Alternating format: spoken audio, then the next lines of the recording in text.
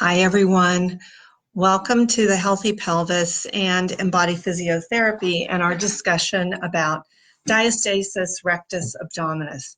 My name is Rebecca Meehan, also known as Becky, and I'm a physical therapist with Embodied Physiotherapy and Wellness, and I am going to talk to you for a while about diastasis. I had hoped that we were going to be able to do a share screen with my PowerPoint, and I thought that I'd had it figured out, but technology has not allowed me to do so. So we're just going to try to talk. I want to try to give you some information, and then answer questions that you might have about diastasis.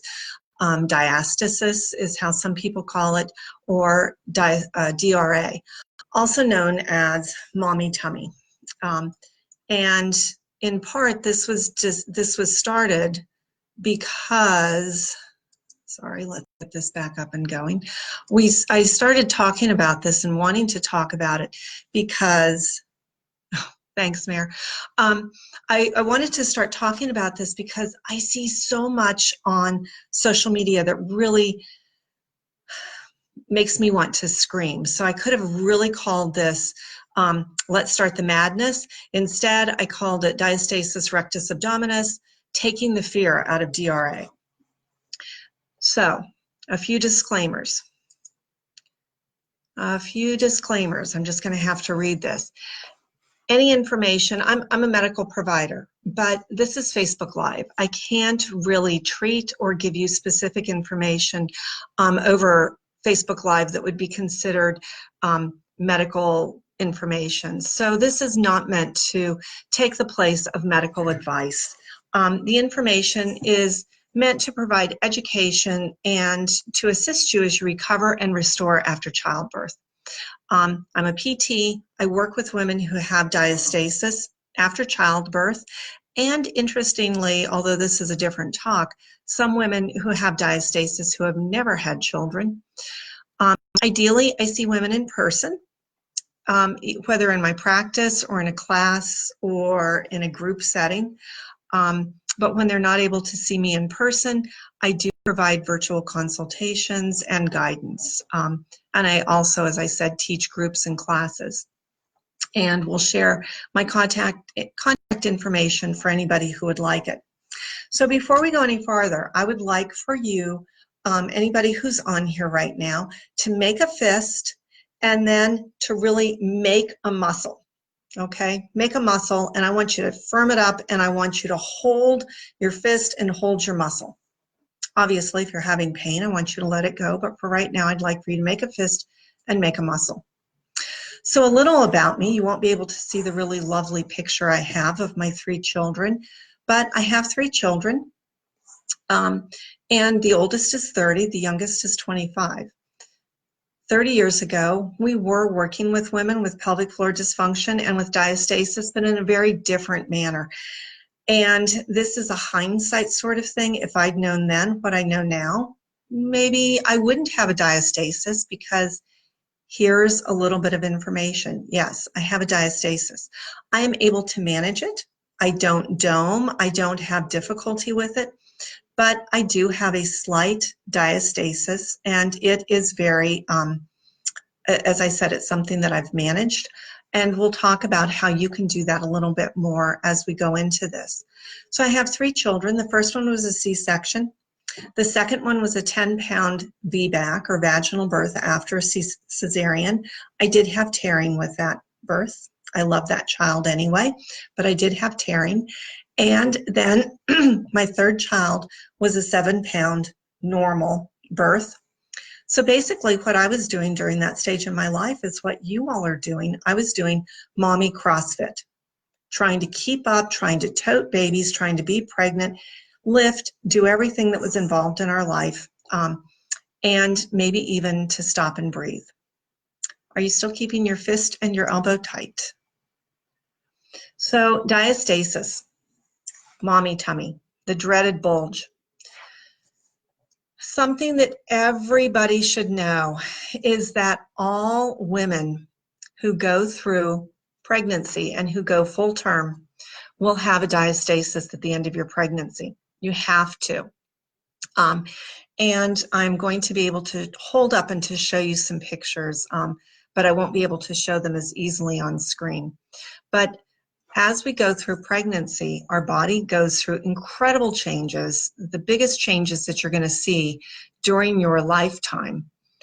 And the muscles lengthen physiologically, so they don't just stretch. You actually add muscle fibers lengthwise and widthwise to accommodate for the growth of the baby. And as this happens, you also have widening of the linea alba, which we'll look at in a few minutes. The linea alba, which is the space between the two six-pack muscles, and that's where we see the diastasis. But you have widening of those tissues during pregnancy. The distance between the muscles, or the width of the diastasis, the width between the two rectus abdominis muscles, is not an indicator of function. Women have diastasis and they have good function. They don't all have pain. How wide and how well we can manage the tissue tension, and so that's important. Right now you're holding your fist tight, right? Your elbow tight, and it might be feeling a little tense, but it's tight. How well we can manage that tissue tension and the ability to activate the muscles, and the deep muscles, not the rectus abdominis necessarily, but the deep muscles of the core. That's what allows us to continue with our activities, to be strong, to not dome or loaf or wedge up. So my goal is to teach the muscles and the tissues to develop and to provide adequate tension and support, basically a floor for the activities of walking, running, lifting, breathing, coughing, sneezing, laughing, anything that you do during your life. And as I said, many women are pain-free and very functional even though they have a diastasis. It really varies. Many of the women who come to me, they do have a diastasis. They're primarily coming to me not because they're worried about a diastasis, but because they don't like how their tummy looks. They're tired of being asked if they're still pregnant, and there is an answer for this. And the answer is changing and retraining how your muscles and your core system work together. Recently, there's been a lot online about the 4th trimester and recovery after birth. A lot of us have said we should really have not just 4 trimesters, we should really have 6 trimesters, because it takes 9 months to a year to recover from childbirth. Again, your body has gone through huge changes, not just because you've had huge babies, but it's gone through huge changes to accommodate and to grow that baby. And it takes longer than 6 weeks to recover. Now, some women, yes, they do. You know, they're back to doing everything that they did before at 6 weeks. And I have other moms who are still really trying to get it all together at 6 months. And that's normal because we're all so different.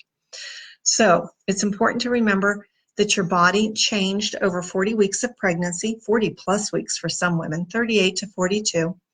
Everyone is different, and every pregnancy is different. Even within your pregnancies, you can have differences.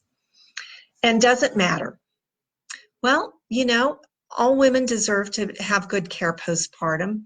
And moms who are strong and confident, who are able to engage their muscles and have the ability to respond with variability to activities, may be less at risk for pelvic floor dysfunction and core problems later on. And we have some research that speaks to that. I have to tell you that the research for diastasis, we've been looking at it for a while, and there's some great researchers that are looking at things now, but we need to look at it for a longer period of time. And so by the time you all are my age, for those of you that are younger, we should have more information. My goal with moms is to work with them at any point postpartum.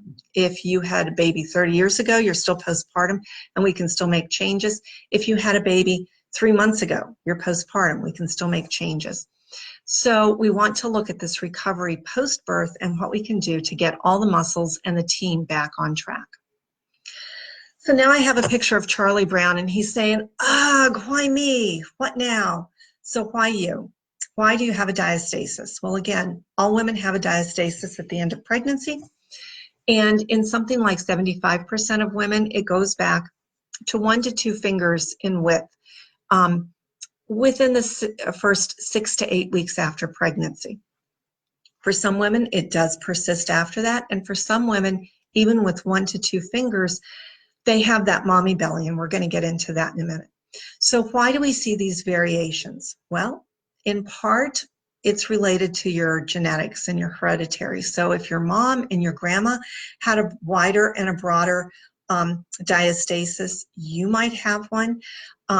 It can be related to the size of the baby, but not always. It can be related to how you carry the baby. There are a lot of different factors. And so I never want women to say, oh, I don't want to have a baby because I might have a diastasis, or I don't want to have a second baby because it might worsen my diastasis. Lots of different factors. And so what do we do now? Well, we look at what's going on. So now I have a picture of the workout fairy, and it says, I'm the workout fairy. I'm here to tighten your abs. And by the way, I'll share these pictures later. I'm here to tighten your abs. Are tight abs the goal? Are they desirable? Are they necessary? So now, if you're still holding that fist in your hand and you're doing the yes, we can do it, I want you to think about how that feels. You've been holding this tight. If I said to you, okay, now I want you to go hold on to that tightrope, not the tightrope, I'm sorry, we're going to do a tug of war contest. You've been holding on to it super tight, and now I want you to hold and to pull. How well is that arm going to work? Maybe not very well because it's been tight, but it hasn't been moving very well. It hasn't been functioning, and you've just been holding the muscles in one position. You would never do that with your arm, but we do that with our tummy, right? We suck it in, we hold on tight, we try to keep everything tight. And then I would like for you to do that, what I call little black dress breathing, holding everything in, sucking it in, and now laugh, cough, sneeze, yell, run. And you can't do it very effectively because your muscles have just been tight. They've just been holding on. They haven't been able to move and to function. So strong abs are great. Flat abs, well, we can get into that with a different discussion, but tight abs, not so much. I need abs and the core to be able to work. The next slide shows 2 pairs. One is upside down, and he says, I've been working on my core. So what is your core? Your core really extends from the jaw down to the hips and the pelvic floor. It's a pressure system. It's all the way around. It's the front, it's the back, all the muscles, the organs, the air, and the fluid. It's a pressure system, and we need that pressure system to be even and to be regulated so that we aren't pushing out and pooching out against our tummy like a 3-year-old saying, look what I can do, and blowing it out, so that we aren't putting tons of pressure through our pelvic floor, our pelvic dome. So we want to work on our core, yes, but when we work on our core, it's all the way down. And I'm sure that all of you have been in a situation where maybe you're trying to hold it together. It's emotional. You're trying to hold it together. You have your tummy in, and you're holding on here in your throat. And all of a sudden, something happens, and you let go, and you cough, or you sneeze, or you feel pressure downwards, and that's because it's all related. So when we look at the core, we want to think today, for the purposes of this talk, we're going to think about the diaphragm, which comes up to about breast level when it's at rest, the front of the abdominals, the abdominal muscles, and then the back, the sides, and also the base, the pelvic floor, because that is the base of your core. How are the core and a balloon alike? Well, here's my balloon. Here's my balloon. Let's see if we can see this. Sorry, I'm going to have to minimize this for a minute. Okay. Here's my balloon. There we go. And what we want to do is to think about the diaphragm at the top. Here's my linea alba and my belly button in the middle. And then at the bottom is your pelvic floor, your pelvic dome. So what happens if I just suck it in and I'm just holding on for dear life? If I'm sucking my tummy in and I'm squeezing like this, can you see what's happening down at the bottom? My pelvic dome is being pushed out. And if we looked at it from the side and I squeeze, do you see how I'm pushing against the front? That's your tummy. That's your abdominals and your diastasis. So instead of having this nice even pressure system, if I squeeze in, now I'm putting downward pressure and outward pressure, and I'm creating tension against tissues that may not be capable of holding on to them right now. So the key is to have equalized pressure. And so ideally when we're breathing, and if you don't take anything else home today other than this, when we inhale, the diaphragm contracts, it descends. The abdominals do a slight lengthening contraction. They broaden slightly. They don't just pooch out. Our ribs are also moving, and our pelvic dome descends.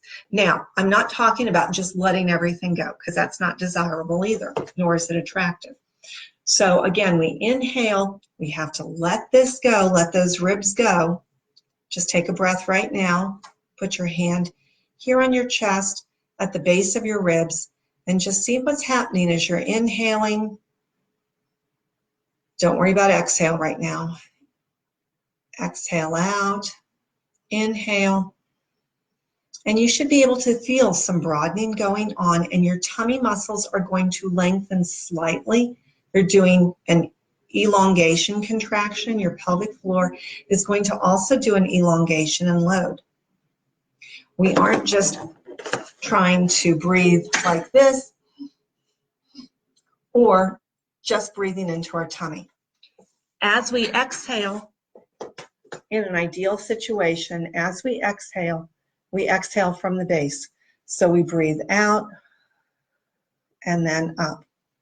You might think about breathing out almost as if you're trying not to pass gas, and your tummy muscles will automatically come in. It's hard to teach yourself to learn to breathe a different way though, and this is what I spend a lot of time working with my moms on. Think about when you were 11, 12, you were starting to grow, and you were told to stand up straight, pull your shoulders back, suck your tummy in. And when that happens, you can't breathe very adequately, okay? So we want to start working on trying to regain that lovely breath, that what we call the diaphragmatic pelvic piston, where we're inhaling, the diaphragm descends, the abdominals lengthen slightly, the pelvic floor loads, we exhale from the base coming up. It takes practice and it takes patience. And I'm happy to work with any of you on that, or even do a class about that, because we could spend hours working on that, and indeed with my patients we do. So I'm going to reach over here real quick and grab a few things since my pictures don't work. And let's talk about the abdominals for a minute. So these are the abdominals. Okay. Sorry about that glare. Again, I can put these pictures up as well. But here, let me take this out actually. There we go. So this is what we think of when we think of the six packs, right? This is what we think of. Everybody wants to see a six pack. Actually, it's an 8-pack. And that white line down the middle is the linea alba. It's the piece of tissue, it's fascia that helps to hold us together. And that is what broadens as we're pregnant. The rectus abdominis muscles also lengthen. Remember how I said that we grow sarcomeres and the muscles lengthen physiologically, okay? The baby has to have room to grow. So the abdominals are growing out and out and lengthening. I'm not going to worry in this discussion about the two inner muscles, the internal oblique, which is number 2, and the external oblique, which is number 3. The bottom, transversus abdominis, is the one that works with the pelvic floor to help to lift and to provide a stable table. The thing is, when you're pregnant, it has also broadened because those muscles have to change to accommodate for the baby. So we want to, sorry Meredith, I just saw your comment. I'm not sure what that was about. We want to have space for the baby, the muscles change, and the baby is helping to provide stability for the muscles during pregnancy so that the core remains intact and stable. So the muscles have lengthened, the fascia, this white stuff, has broadened a little bit, and that's okay. We still can maintain this pressure system, diaphragm, abdominals, pelvic floor lifting, so that everything stays intact. What happens when the baby is born? The baby's born, and these muscles don't immediately come back to the length that they were beforehand. Remember, it took 40 weeks to get them there. So now your system, which has been filled up with this lovely little cork, all of a sudden it doesn't have the cork. Your system has kind of been popped, and I hate to put it that way, but that's pretty much what it looks like. Any of you have had a baby, you look down right after the baby's been born and you say, oh my gosh, I've got all this loose tissue, what's going on? And this is what we're looking for, so that we want to start supporting this system. And how do we then start regaining this muscle tension, not tightness, but tension, so that the muscles can start getting back into the position that we want them to be and learning how to work again. And we want this to happen. I'm sorry, I'm reading the comments about Meredith's brother being a 10-pound baby. We want this to happen through breath, so that even after you've had the baby, you can start regaining everything by exhaling, lifting, bringing it up, bringing it in, letting those muscles start to regain their patterns. During pregnancy, one of the things that happens is that we start getting into this rung up pattern because the baby is growing upwards, and so we start coming up and back. And the rectus abdominis has lengthened that way as well. So it's used to holding us back here. Now think back to your, what I call little black dress breathing, or your Dolly Parton breath, where you've been holding the girls up, the ribs are up, and you're hanging back here like so. Your abdominals now have a harder time learning to let go and to hold on appropriately. So what we like to do is to figure out how we want to stand and sit, and to say, okay, am I ringing up?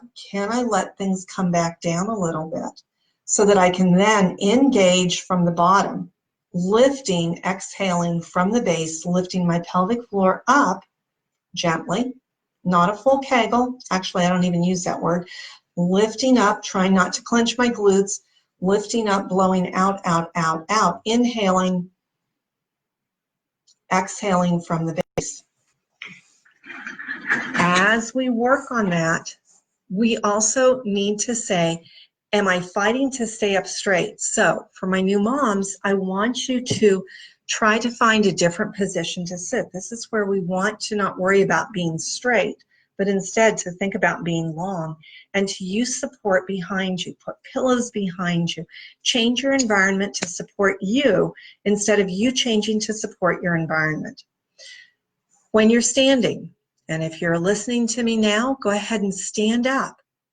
Stand up, and where's the weight in your feet? Is it back on your heels? Is it forward on your toes? Think about being at the beach, down at the water's edge, or think about skiing and finding equal weight between the front of the feet, the heels, and the toes. Unlock the knees. Allow the ribs to settle a little bit in the front.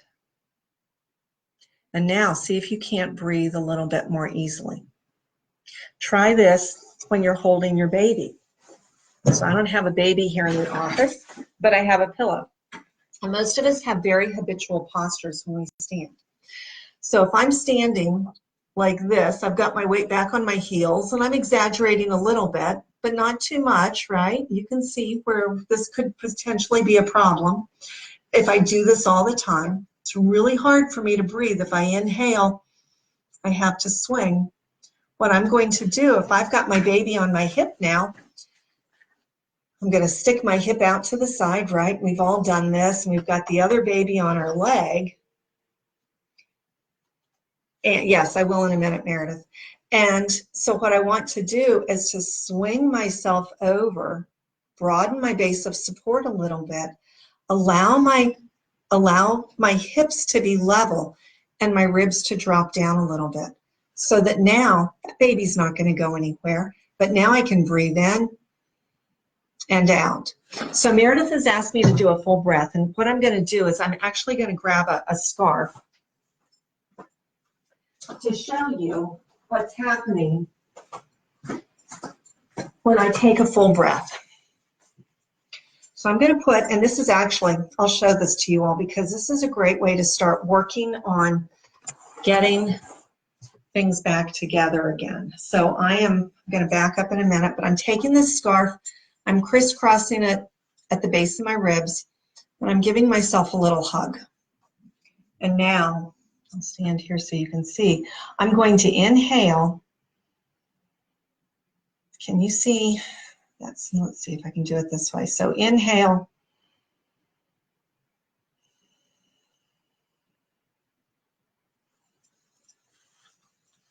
I put it here. Let me just put my hands here. I'm going to inhale, exhale. Now I'm not giving pressure, I'm just using my hands so that you can see that expansion. And I'm getting some expansion here in the front. And down here,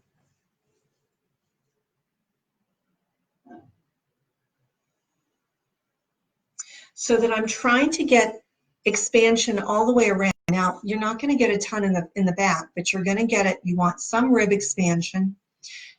You want to think about that canister expanding slightly without doing either pooching out and letting everything go, and just pooching it out, or without bringing the ribs up, okay? So what we want to think about doing is, if you're running or if you're pushing the stroller, letting the ribs ring forward a little bit, letting them drop down. Think about chasing the oxygen, breathing in. One of the things that a lot of my moms have difficulty with is letting the upper abdomen and the ribs go, or the upper abdomen and the diaphragm go, because we've become so accustomed to holding on tightly and trying to suck it in that we don't know how to let those obliques move. And what actually happens is when we're doing that, just like with the balloon, if I'm breath holding here,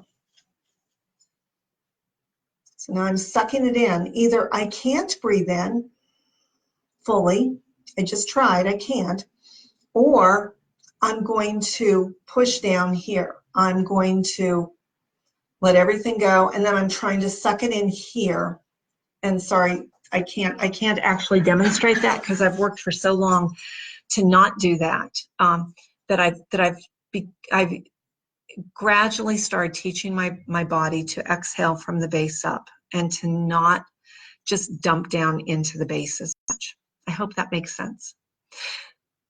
The breath work is the key for all of the diastasis work that I do, and the key for the work that Jenny Burrell, Julie Wiebe, Belly's Inc. with Kim Vopney, and Julia DiPaolo. It's the key for what we all do, because it is the part that gets everything working together and starts teaching the transversus abdominis to begin to engage and to provide tension. We know that this happens because we can see it on real-time ultrasound, we can see it on other assessments and tests. And what we want to do is to say, okay, can we keep this going so that this is what I want to see, as I exhale from the base, inhaling, exhaling, pelvic floor lifts slightly as if you're trying not to pass gas. The abdominals, the transversus abdominis, is going to begin to engage and to create some tension. When that happens, then we can start retraining the other abdominals to work with, again, without pooching out, without getting things raising up. So that's what I need to do so that my moms can do planks without breath holding and without bulging, that they can do side planks, that they can move from side plank to plank, or from plank to downward facing dog, or perhaps moving back into chaturangas, or doing any activities, lifting their kids, lifting those crazy carriers and everything else. So while I have the scarf here, I'm going to show you one more breath technique that you can practice, because for most of my moms, they need to start freeing the ribs up as well. Plus, for a lot of moms, they get upper back soreness because that's part of your core, right? And we've been lifting and we don't have the good support down here. So what do? We hold on up here. So you're going to take the scarf, you're going to wrap it around your ribs. You can do this with a yoga strap. You're going to give yourself a hug. You're going to inhale against that resistance. As you exhale from the base, you're going to give yourself a little hug. Inhaling, exhaling. So that we can start mobilizing the ribs, and then you can move it up under your armpits so that you're getting that mid back, and do the same thing. Inhaling, exhaling. Inhaling, exhaling. I'm going to turn sideways because I want you to see that as I'm doing this, I'm not ringing up. I'm staying stable. But I practice this every day. I practice this with my patients. I practice it in my yoga practice. I practice it. Breath work takes a lot of practice, and it seems like we shouldn't have to, but we start learning habits, and that's all this is. It's habits and it's patterns, and we can learn new information. Okay. The important thing, again, is to think about what we're doing from the bottom up, so that if you're breath holding, if you're trying to suck in from the top, you're actually creating increased pressure, and the muscles cannot engage as readily. So what do? We stop and we breathe. Truly, stop and breathe. You know, again, having a baby, emotionally, physically, it's a lot of work. And we tend to get all up here, and we forget about working from down below. So stop and breathe. And as you breathe out, see if you can do it from the base. Not every time, but occasionally. Oh, and by the way, please don't stop your flow of urine if you're sitting on the toilet to see if you can do a Kegel. Just don't do it. We've got other ways, and this can be a talk in the future. Try to ungrip. Try to work your way out of your little black dress breathing. Check in on your standing posture. Where are your feet? Can you let your abdomen go a little bit? Just keep practicing this in little bits. I put a note in here so I can remember to say too that if you do have a diastasis, nutrition, especially early postpartum, does matter. We aren't going to talk specifically about nutrition, but you need to feed your body, and you need to provide it with real food. We're working on regaining and relearning. The second thing to take home, if you remember to ungrip, the second thing then is to remember to blow as you go. Exhale with exertion. When you're lifting, blow. Exhale. From the base up. Can you exhale from the bottom? Be patient. It takes time to relearn how to do this and to start getting your muscles back on track. And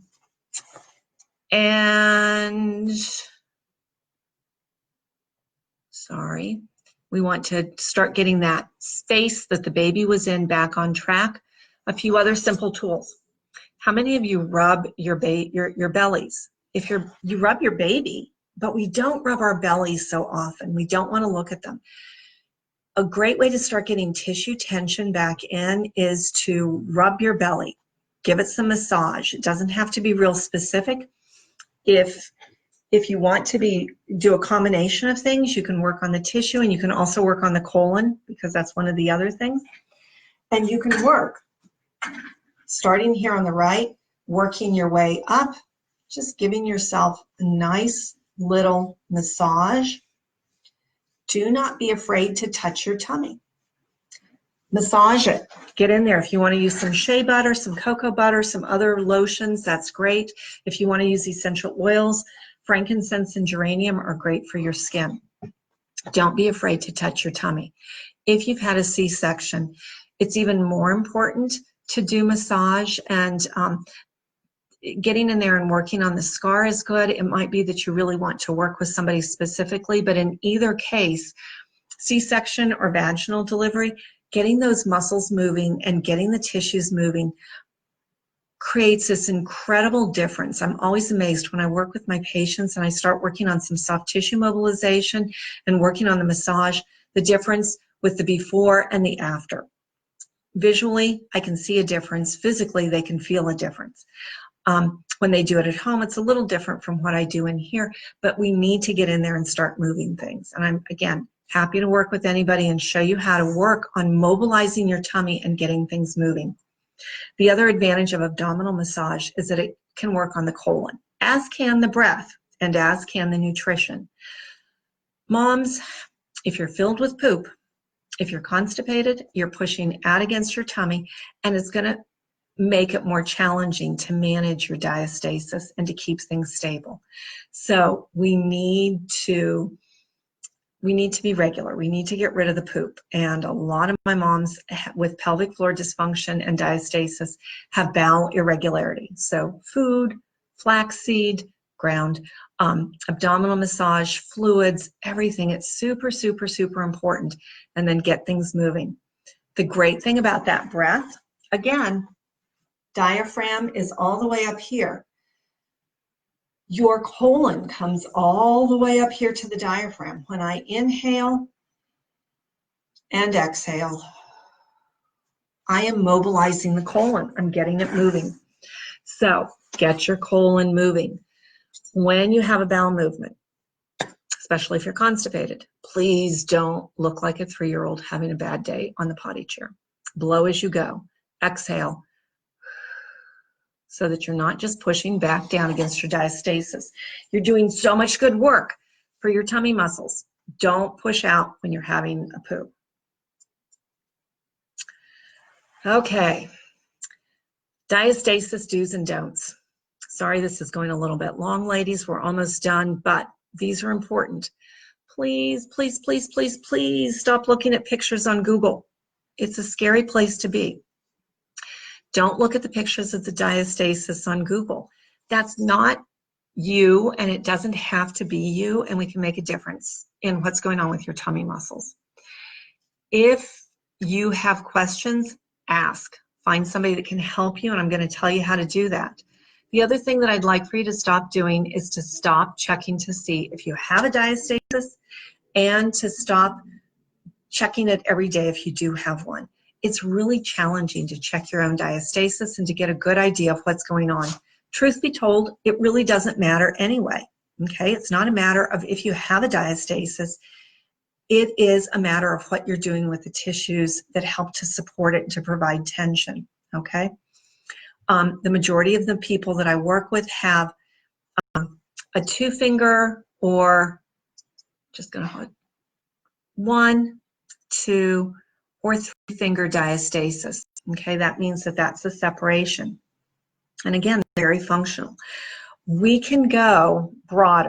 And in those situations, yes, moms, if you have a 4-finger or if you've got a broader diastasis, we want to get you to a professional sooner than later, because again, we can still continue to make changes with that.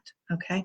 I'm also going to tell you that if you're nursing your baby, That's going to make a difference from a hormonal standpoint, and it's going to take a little bit longer to regain the tension in most moms, not in all moms, but in most moms, because of the change in the hormonal levels. We see the diastasis begin to go back even more after moms have stopped nursing. Do I ever want my moms to stop nursing because of their diastasis? No, no. We start working with it around there, but it's just a consideration. It's something to think about. And it's an important consideration as well. Let's see. Again, movement. Twists are good. There are some people who teach diastasis programs and they say you shouldn't twist. You know what? Then you can't balance and you can't do daily activities and you're going to fall over. You need to be able to twist, but you need to be able to do it with muscular control. Okay, so we want to do it correctly. My moms with diastasis go to the gym. They do planks, they do side planks. We may vary how they do those things until they have really good stability, but they do those things. For any of you who are in the military, I know that moms still have to do sit-ups. Sit-ups are a really stupid form of PT, but the military hasn't asked me what they want, what they should be doing for PT tests instead. We can teach you to do sit-ups and to do crunches with diastasis and with pelvic floor problems and to do it safely. Okay, so I'm not a huge fan of sit-ups and crunches, but I know that people do them, and I'm never going to tell you not to do them, or if I do, I'm going to ask you to modify how you do them. We need to scale our activities. If you're going back to the gym at 6 weeks postpartum, you probably aren't going to be lifting heavy. If you were squatting 150 before the baby, give it a break. You might not be squatting 150 right away, but can you in the future? Yes. And can you lift heavy with the diastasis? Yes, as long as you learn how to manage it and to utilize the muscles effectively. Okay, can you breathe? I'm coming back to that. Is your neck tense? Are you holding your shoulders up? Can you breathe and can you move? And if you can, great, okay? But we need, again, to start really working from the base. And I've said that how many times? I know, a whole bunch. Another question that my moms have is whether or not they should be using a support, an abdominal binder. It depends. If you are having back pain, if you're lifting, then we might need to put you into something immediately for part of the time. I don't like to use them all of the time because when we use binders and when we use supports, it takes away some of that tissue tension. The muscles don't have to work. Having said that, when my moms go to the hospital or to the midwife center to have their babies, or if they have their baby at home, I really like support panties or compression shorts for postpartum. They help to bring things back together and again to allow those muscles to begin to shorten again and to be able to get out of that lengthened position and back into this position. If you're wearing something, let's say you need to do the Kate Middleton thing and be in public in a great dress immediately postpartum, give the ribs room to breathe. Don't bring something up that covers the ribs because then you can't breathe. Your diaphragm can't move, right? Okay, so again, the binders, that's a call I make when I'm working with somebody. Okay, so now I have a diastasis, or I'm concerned I have a diastasis. What do I do? How do I find a therapist? Number one, it's not simply, as we talked about, the linea alba or your abdominals. Your therapist needs to look at all of you. There are some great programs that you might be able to use online. Online programs can be effective for some people. The MUTU, M-U-T-U program is a good one. Belly's Inc. Has some good information. So does Julie Weeb. Julie tends to do more things in a consultative standpoint rather than selling her programs, but Julie has some good programs. Belly Inc. and MUTU both have specific week-by-week mommy programs. It's hard for me to be objective about programs because I see women who haven't done well with the programs and then they come in with me. They still have questions. It hasn't changed the way they're doing things. So I have very mixed feelings about them, but I'm not totally against them. Again, if you've got questions, ask me. If you're looking for a therapist, you can look on the APTA, American Physical Therapy Association website, and they have a Find a PT, and you filter it for women's health specialist. I'll put all these things into some notes at the end. If you're working with a therapist, you want to ask them about their experience working with moms. Are you their first one? No? Okay, sometimes that can be it. We all have to start someplace. Do they ask you about your labor and delivery? Do they look at your abdomen? Do they ask you about your pelvic floor and incontinence and pooping? Because if they haven't, you might want to get somebody else. If the only thing that they're looking at is your tummy and they aren't looking at how everything works together, you might only get so far in this, because again, your diastasis is not just the linea alba. And again, ask me. I'm happy to try to hook you up with therapists that are in your area. I'm happy to work with somebody from a consultative standpoint, or come up and visit me. There's a lot that we can do, and your diastasis does not have to be a defining factor in who you are, and it also shouldn't stop you from doing the things that you want to do or that you love to do. So don't let it stop you. Ask me. And my final slide was a picture of a mommy elephant with her baby. Elephants are pregnant for 2 years, which is crazy. And the last points that I made were that this is such basic information that I've given you today. There's so much more. We could talk for hours and hours, days and days. Don't be afraid based on your Google Pics. Don't judge yourself and don't judge your body. I want you to feel confident in your body and in the wonder of what you've created and what your body has done. And I want you to be able to create change and strength and to love playing and living with your family using your strong body. So I'm going to get rid of the PowerPoint now. And if there are any questions, I'm happy to answer them. Let's see. I tend to hunch forward a bit. Yeah, Ashley, and have increased forward shoulders because my son doesn't quite have strong head and neck control yet. Yeah, but you know what, Ashley? If you can support him up here, and what we tend to do is that we tend to do this so that we can support him. What I want you to try to do is to think about doing this. You can't see all of me, but now I'm letting my hips come back a little bit. I'm getting my weight onto the entire part of my foot so that I'm like this and holding him rather than swinging back. Okay, so play around with it and see if that helps a little bit. Checking and seeing where your feet are. Good. Okay, upper back soreness is real. It is, Laura, and it doesn't have to be. These are all things. I'm going to be writing a blog and putting it on my website in the next couple of days, and it talks about after I delivered my 10-pounder. And I didn't know, I was trying to do everything that you guys are trying to do. I was just trying to hold it together, literally. I had a fair amount of pain. I had a 3-year-old who is currently on here, and I had a pelvic floor that had just gone like this.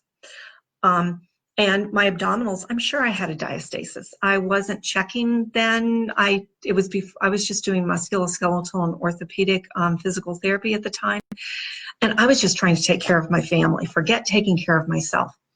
And I had rotator cuff problems, not because I'm toting this baby around all the time, but how was I toting this baby? I wasn't toting this baby with strength like this. I was toting this baby like this because nothing down below was working. And that's what we see with the upper back soreness as well. The breath can make a huge difference. And Laura, I would suggest that you try that strap breath that I was talking about. It's great for everybody. And using supports behind you. Ashley, what ab exercises in the gym are your favorites for when you're working through your DR? It really varies, and I'm sorry, it depends so much. I'm not a fan of the ab machines. I like I like doing body work, you know, modified planks, plank, shortening up, taking away base of support. So working from your elbows and from your forearms, let's say, instead of on hands, because when we do that, we do this. So take away degrees of freedom. Give your body less room to work, working on forearms, half planks, planks from knees, and doing it with exhale. Can you, as you're doing these activities, can you move? Can you laugh? If you can't laugh, you're breath holding, or you're pushing out. Can you pull up and out? So as you're doing these things and you're breathing, literally thinking about, I don't have a big enough screen, really thinking about having a straw that comes down from your pelvic floor and blowing out from that straw all the way up so that your tummy muscles are coming in from the pelvic floor, not just pushing down. And that's the key. When you're doing these things, you want to look down and say, am I pushing down? Am I pushing out? Can I breathe? Can I laugh? Can I move? So taking away degrees of freedom. I like squats. I like round the worlds. I like lunges in short amounts. And a lot of that depends on your pelvic stability. So not going big, just doing smaller amounts, smaller motions, lighter weights. If you do kettlebells, I like Romanians with light weight and with that exhale. TRX can be good, or strap work. Again, smaller amounts of motion. Depending on your diastasis, I don't do crunches to begin with unless I know that people can stabilize their transversus, and that's the key. And if, you know, even doing a consult by video, I can generally see if somebody's able to stabilize and what they're able to do. The other thing that we have to think about is what's going on with your low back and with your back. So all of bringing the whole picture in. Bridges, modified Pilates and modified Pilates can be okay as well. Again, as long as you aren't getting into a braced position. And let's just finish the gym activity from that position. If I'm getting into that braced, tucked under position and I can't move in and out of that position, then I'm not using my muscles effectively. And at that point now, I'm using the obliques, and the transversus has gone on vacation. And I see that a lot with my moms that do a lot of gym work, and they're strong, but they still have a diastasis. And it's because they haven't worked from deep down. They're using their internal oblique is on, and it's strong, and that's great. But it's driving the bus. It's not letting anything else work, or the other muscles haven't learned to work. Does that make sense? I hope that helps. Let's see. Let me screen up, hunch forward. Yep. Okay. I hope this helps. Diastasis is the reason that all the programs online and the different classes don't necessarily work as effectively, because diastasis really varies, and the cues that work for each person, each of you on this webinar, would probably respond differently to different cues. And so if I work with people in a class setting, I can go around and I can see what's going on and see which cues they respond to. If I work with somebody from a consulting standpoint, I can still see what cues they respond to.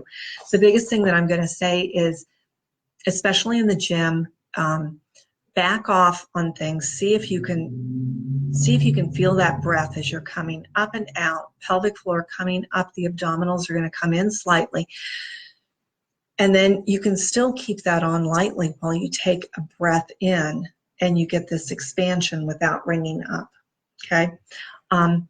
Play around with that. See if it helps. Are there any other questions? And if not, I'm going to say thank you very much for letting me ramble on about a topic that I love.